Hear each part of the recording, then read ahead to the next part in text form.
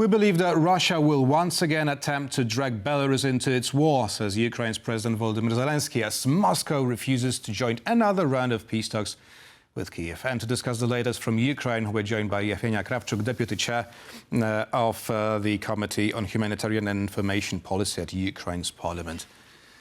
Good evening. Good evening. Thank you for having me. Thank you for joining us. Russia's Foreign Minister Lavrov was spreading Kremlin's lies once again at the Antalya Diplomacy Forum.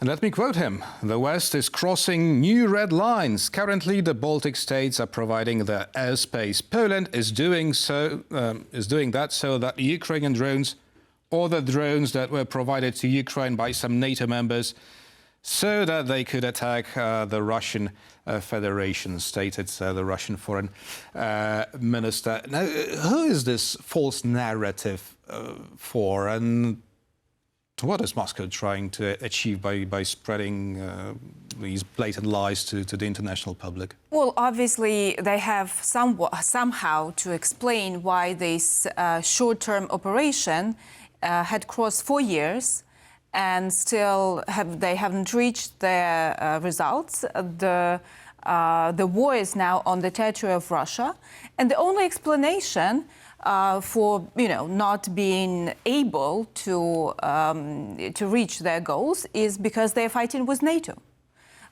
with so many countries that are helping in one way or another Ukraine, and this is the only reason why Russia and Moscow is not successful on the 5th year of the very short operation that should have lasted from 3 days to 2 weeks.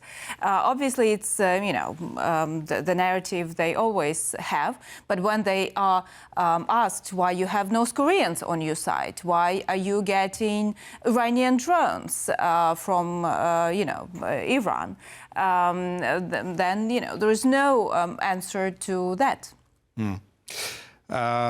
Last week, Kirill Budanov said that the American delegation, including Steve Witkoff, would visit Kyiv soon, and at the end of the war is not that far away. Now, how would you comment on these words?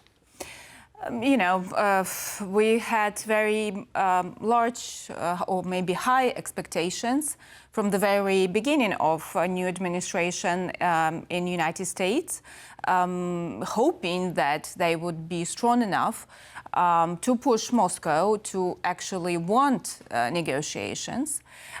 But at the same time, we see that the United States is doing another waiver for sanctions on Russian oil.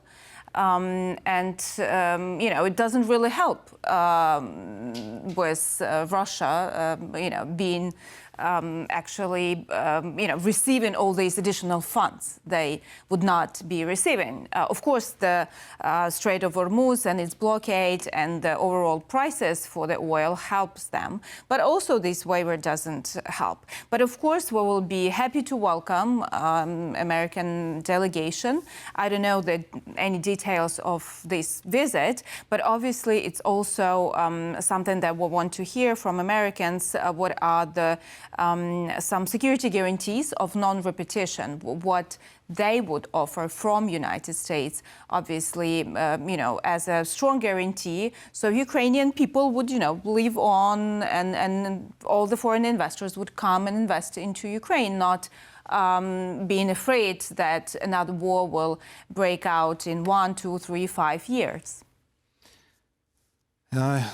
Ukraine's President Volodymyr Zelenskyy issued this proposal to meet with Vladimir Putin in Turkey. What was the Russian response? Oh, as always, they do not give a response, and that's not for the first time. President Zelenskyy said that he's ready to meet with Putin.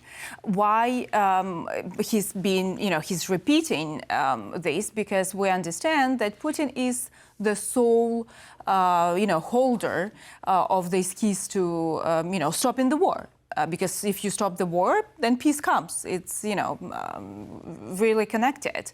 And no negotiators that he sends to any place in the world actually have this mandate to promise anything because, they're just passing the message.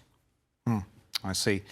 Now, also President Zelenskyy says that Russia is potentially preparing a new offensive from the territory of Belarus. Now, they have tried it already back in 2022, right? And it failed, obviously.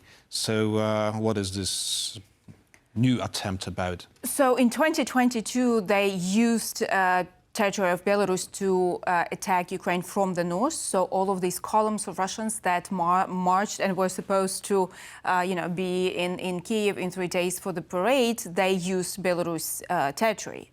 And also they're using the territory for the attacks and the air base. And now also what we see that they might be building the bases to launch the drones.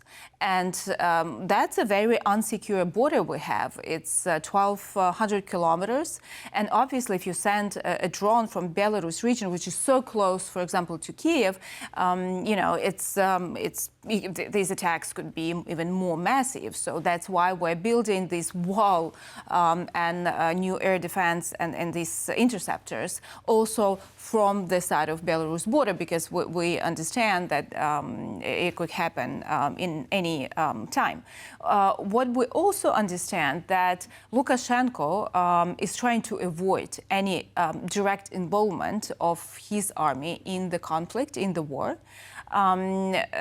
Obviously, Belarus people do not want to die for these imperialistic ideas of Putin, even being in Belarus army and And yes, border. if such an attack is launched from Belarus, would you retaliate? Well, we have troops on the Belarus border as well, because we cannot leave this border without, any shield.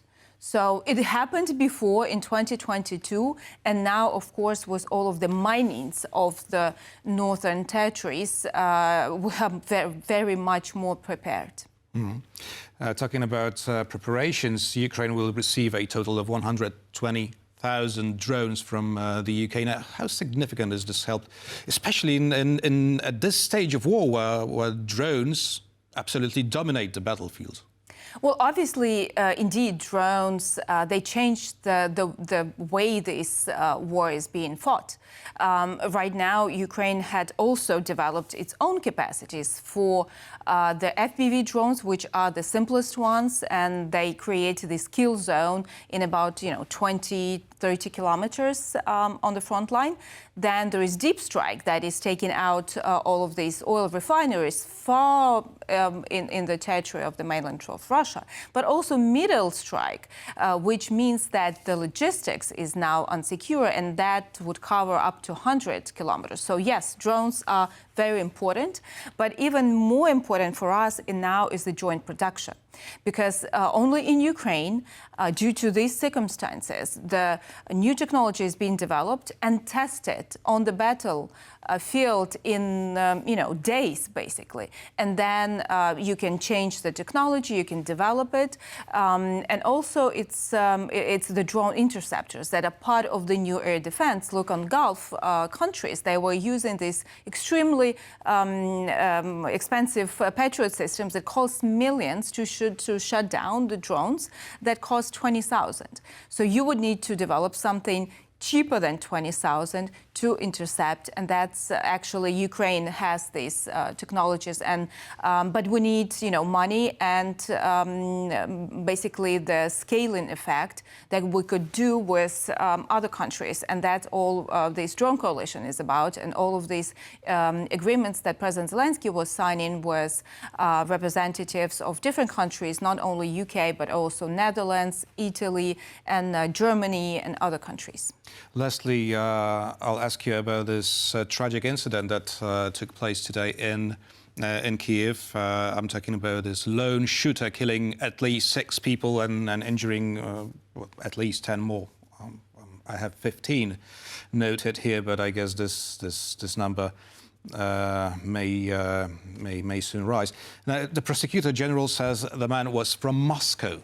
Could you give us more details about it? As I know, his place of birth was in Moscow, and that's very little information we right now have about his personality. He moved from Donetsk region to Kyiv, but again, you can see these massive shootings in other cities, across the globe. In case of Ukraine, and it's still a complete shock to see these dead bodies on the street. And we and our police and security service will check any connections, whether he would be basically guided from Russian Federation, because through a special Telegram channel, which is the social media, the platform that is developed by Russians, they basically recruit people.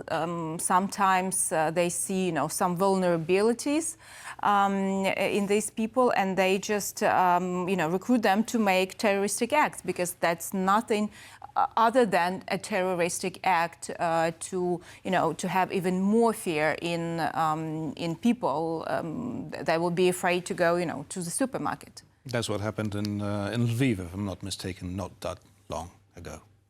Well, in Lviv we had assassination, actually, of a very prominent politician, my colleague and former Speaker of the Parliament. He was shot on the streets of Lviv, and the killer was recruited by Russian Federation. Yevheniia Kravchuk, Deputy Chair of the Committee on Humanitarian and Information Policy at Ukraine's Parliament, was our guest this evening. Thank you very much. Thank you for having me. And thank you for watching, and stay with us for more interviews and news here on TVP World.